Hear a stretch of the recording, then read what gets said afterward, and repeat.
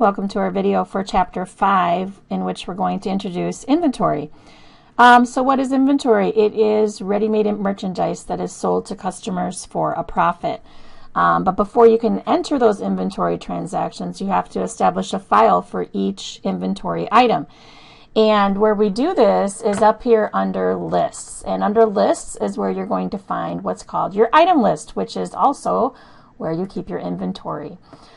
You can see here that when you go to lists, you go to your item list, you have a mix of services, sales tax, and then right here are the inventory parts.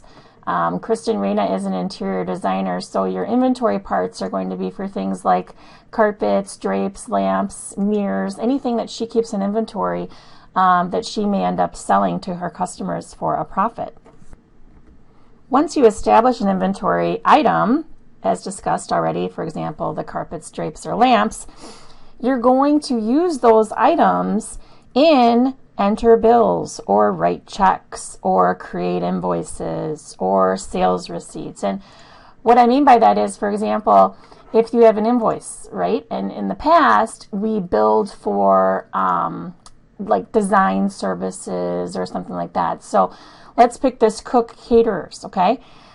In the past, we would pick design services or decorating services. But now what we can do is actually, because we've added an inventory, we can choose, you know what, we're going to bill this cook caterers for, let's say, 2 carpets, okay? And I want to put 2 here, 2 carpets. They're $400 each for a total of $800. And basically, whenever you use these items, you have to put in the item code. Or what if I'm, for example, purchasing? I'm going to purchase inventory. So I would then, for example, go in and I have a bill where I'm getting from, let's say, this Bell carpet design. I'm going to order some carpets from them. How am I going to do that? I'm not going to be under expenses. I'm going to go to the items tab. The items tab is where I can put in, all right, I'm going to order carpets from them, okay? However many, let's say that I'm ordering 5, okay? So it's going to be $1,000. So this is merchandise that I'm going to resell, right? I'm going to sell it.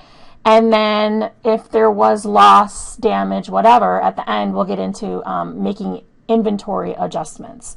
But bottom line is that QuickBooks allows you to accurately determine your inventory quantity, the value, and the profit on your sales at any time.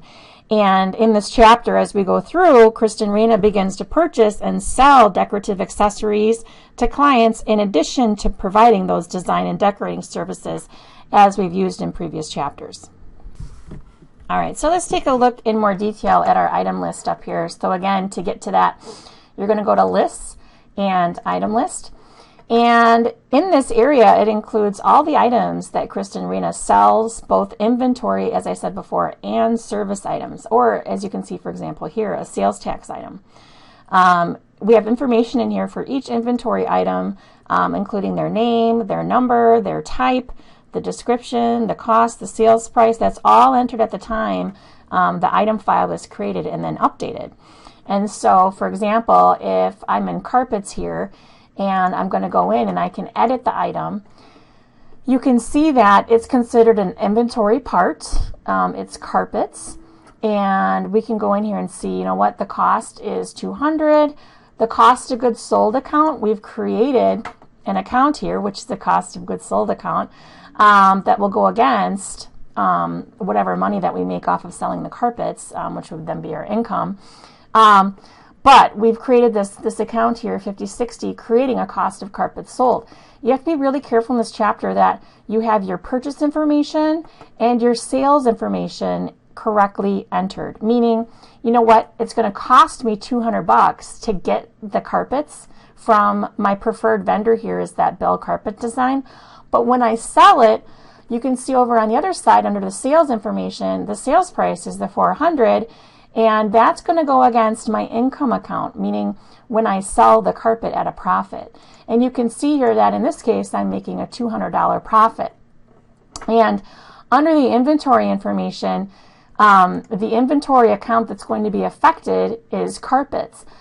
Sometimes a mistake that students make is they may accidentally hit draperies or they may hit lamps. Well, then when you get to your statements, it's messed up because it's not the right account. Okay, you can see here that our on hand, we have 4 on hand, and we're using the average cost method. Okay. QuickBooks defaults. There really is no other option in QuickBooks other than using this average cost method. As we've learned before in the past, there's 2 types of inventory systems, periodic and perpetual. Under the periodic inventory, separate records are not maintained for inventory items, and no attempt is made to adjust the inventory to account for those purchases and sales. Inventory is counted periodically to determine the quantity, value, cost of goods sold. The periodic system was often used by businesses that sold high volume, low cost goods where you didn't want to keep individual inventory records. It just wasn't practical. In today's age, though, we're all about the perpetual inventory system, which means that the inventory records are maintained continuously to show, as of today, what is the current inventory quantity and value. When it's purchased, the inventory asset goes up. When it's sold, the inventory asset is reduced. And then in addition, the cost of goods sold is then also computed in order to arrive at your gross profit. Now you can see here that we have our average cost method. So QuickBooks, guess what? They use this perpetual system so that we know our current inventory at any moment and calculates the cost of goods sold and gross profit after each sale without the need for a periodic physical inventory count. And the thing is, in QuickBooks, there's no way to get around this. By default, if you're going to use inventory in QuickBooks, this is how QuickBooks does it. They use the perpetual, and they're using the average cost method. So back to talking about our item list. I had shown you in here how to edit an item. You can always make changes. You know, if you put in the wrong account or amount, you can always make changes, and then you would just click on OK. If you wanted to go in and you wanted to add an item, you would just go down to Add an Item and do New. And then you're going to choose, hey, is this a inventory part, assembly? Is it non-inventory? Is it a discount or something else related to sales tax? So I can just say inventory part. And for example, we could say, okay, this is mirrors. You know, I'm just making this up as I go along here. Unit of measure, you can just leave that alone. But let's say that we get the mirrors for $100. Now, what I would have to do, though, is create a new account in here, and actually we have one here, for cost of mirrors sold. Now, if this wasn't in there, you'd have to go up and create a new account in order to add that cost of goods sold in. And you would have to make sure that when you add it in, that you're choosing the type of account would be cost of goods sold. And then let's say that we sell it for $300. That'll give us some nice profit. So actually, I'm going to go back. Let's pretend that we're getting this from this lighting company. And then the tax, you can see the tax code, it is taxable. And then the income account is going to be sale of mirrors, okay? And then again, make sure that under your inventory information that is set up correctly. Oops, look at that. It should be inventory of mirrors. And then because this is a new item, you can say, hey, you know what? How many do I have on hand right now? Let's pretend that I see 5. I've got 5. So once I put in the 5, check that out. It actually puts in, hey, you got those for a cost of $100. That's the total value. Notice that the average cost is not shown yet because why? I haven't sold any yet, right?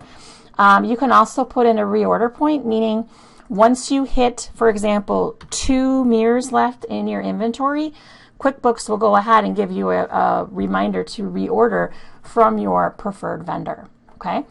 So I'm going to click on OK. Actually, I'm just going to make up, there we go. All right, so what if you get in here and you're like, you know what, I already have mirrors, I accidentally set up another mirror account, added another item. To get rid of that, you can just click on it and go right here and do delete item, okay? Check it out. You can't make it inactive. How come? Because I've got 5 mirrors. I said I've got 5 mirrors on hand. But what I can do is make it inactive. And what that does is very much like what happens in the chart of accounts, where it doesn't permanently go away. It just sits there in the background and you don't see it. So if I make this inactive, okay, hey, look at that. It says, hey, the quantity's got to be 0 to make it inactive. If I want to bring that back, I just click on the include inactive and check that out. There it is. Okay, so those are just some basics on how that works. All right, so this is our item list again. And I wanted to show, though, on the home screen, we do have an inventory area here under company. You can see right here there's an icon that says inventory activities. And if you click on the little arrow here, you can see that there is actually an inventory center. You can do assembly builds. You can adjust the quantity value on hand, which I'll get in here at the end. There's also the icon for items and services. So again, in QuickBooks, there's multiple ways to get to the same spot. I went originally, when I started out talking about this, we went to lists and then we went to item list. But notice that we can also just from the home page go right into items and services and check it out. I also get my inventory listing there as well. All right, so let's actually go in a little bit more in depth into entering bills. And we're going to enter bills. Now, this is review from back in Chapter 2, and we actually used enter bills when we had goods and services that were purchased. However, now we're going to talk about using those same forms, but guess what? Now it's with items. So the big change here is just that when you go into the bill, notice that, like I said before, you have to, the default is always expenses, but in this chapter, it's items, right? Because it's inventory. So you just have to make sure that as far as this chapter goes, you're going to be doing the same forms, but just know that you have to click on that items tab. And just like I said, also, when you go in and create the invoice, again, make sure that you have the item, right? The inventory chosen as you're instructed to do in your textbook. And the reason why is because we want all of our inventory to go through our activities so that we can keep accurate track. So what about if we want to write a check and we're going to purchase inventory items for cash? Pretty easy. You just go in, write the check. Let's pretend that we're ordering mirrors again, so we'll do this glass works. I'm going to go in, again, watch your dates, follow your book as far as what number it is. But again, click on that items tab, right? And then that's where I'm going to order my items. Okay, so that's the big thing again, is just making sure that you're clicking on the right tab. The next part of our chapter talks about sales tax, and guess what? There's two sure things in life, right? Death and taxes, meaning that the government's always going to collect taxes. You can't escape it. Whenever a company sells a product to a customer, they have to also collect the tax. Now, the tax is going to be charged and added to the invoice. So if we go back to our invoice that we had open, okay, you're going to see that, guess what? I have a tax amount here of $56. Our book is based out of Minnesota, so that's why it doesn't say Wisconsin. But Minnesota's our friend, right? We can take that. But Minnesota sales tax is 7%. Well, back in our inventory, if I go up to my list here and I go in and I look, you can see that, guess what? These have, when you look at your items in here, guess what? Yes, the tax code is taxable sales. They're not non-taxable, they're taxable, okay? And what that means is that on the invoice, we're charging our customer tax. So we have a total. We also have the tax. So the total here is $856, including the tax, okay? Now, at a later date, if I'm Kristen Reyna and this is my company, I have to remit this collected tax as I go along, right? I have to remit it, again, according to the rules of the IRS, depends upon how big or small your company is as far as how often you have to remit the sales tax. That is not my money, right? That's the state's money. I have to remit that tax collected from customers to my state sales tax collection agency, okay? I'm not going to get into details. This isn't tax class, but we will go through and pay our sales tax and remit the money that we have charged for tax to the Minnesota Department of Revenue. All right, so let's switch modes here and let's talk about sales discounts. Sales discounts are offered to customers so that you're encouraging early payment of outstanding invoices. Generally, companies will give a 1 or 2% discount if you pay within a certain amount of time. So in this case, looking at our detail here on our invoice, now the default is 30 days, right? That's typical for an invoice. You have 30 days to pay. However, I'm giving an extra bonus to my customer here that if they pay within 10 days, they get a 2% discount. Otherwise, it's due in 30 days, right? So when I set this up, students will typically find that they're invoicing and then receiving payment. If they have problems with the discount showing up, it always goes back to your invoice. Did you have the right terms set up? If you didn't have the right terms set up, you can always override it, but let's go through this process. So I'm going to order some carpets here, and I'm going to do the discount terms, and then I'm going to click on Save and Close. Okay. Now I'm going to go in and I'm going to receive the money. Let's pretend that Cooks paid me. Okay. And when I click on them, okay, when I choose them, so I have my date, my check number, the original amount, the amount due. If I click on discounts and credits, aha, check it out. We should see a discount. Now they put in a suggested discount. Okay, that's 2%. So if I take 850, check this out. This is pretty cool. If I take $856 and I multiply that times 0.02, that's, well, it's a little bit off, but close enough. But QuickBooks, the nice thing is you can override this, or what if you just want to give them a $20 discount? You can do that. But you have to make sure that you have this sales discount account set up, which is the contra income account. That takes away from your income. Remember, if you do offer a discount, that eats away at your bottom line, so you don't want to give too much of a discount.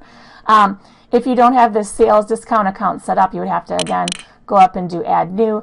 It is considered an income account, and you would be creating this contra sales discount account. Okay, so I'm going to click on Done.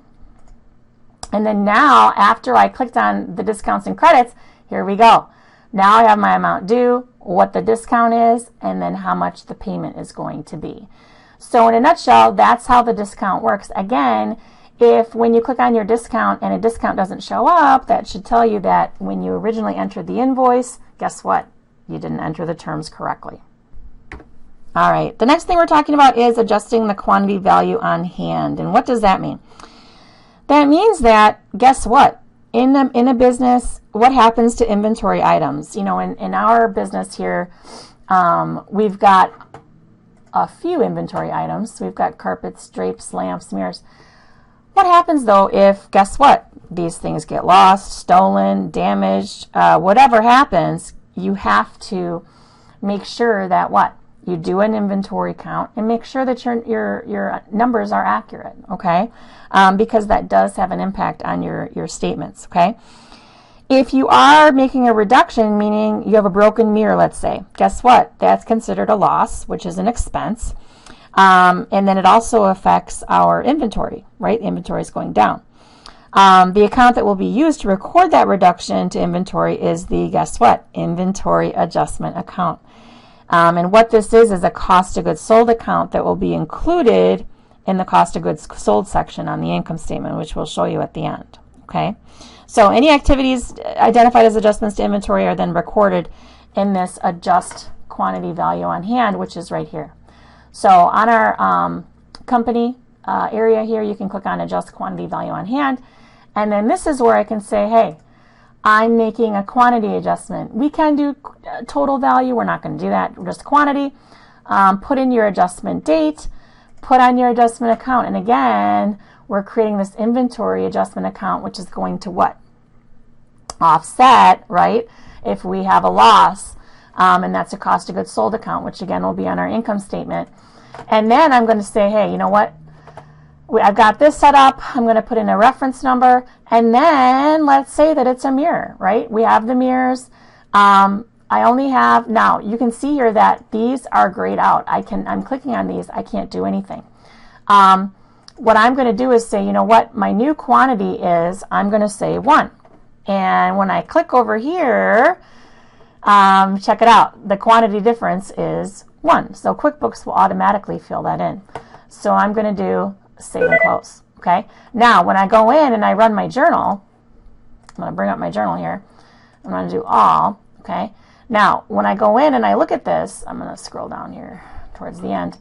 Let's take a look at what's going on behind the scenes here when I did that. You can see that my inventory adjustment, right? What's happening? That's a credit, okay? And then my nears inventory, okay, that is a debit. Why is that? That's because under my inventory activities, I'm going to go back, okay? I'm going to do the previous one, okay? That's because I made a $150 adjustment. All right, let's switch modes back to our sales tax again. So remember, we're kind of jumping around here a little bit, but remember that we were charging sales tax. What we have to do is actually pay our sales tax. How do we do that? We're going to go to our pay sales tax window. So if I go in here and I go to up here under manage sales tax, I can go in here and then I can go in and say, hey, what's my total sales tax liability? If I look at all my detail here, I can see my activity, right? So I can see that, hey, I had total sales of $14,680. I did have some non-taxable sales. Remember, those are for services like your decorating and design services.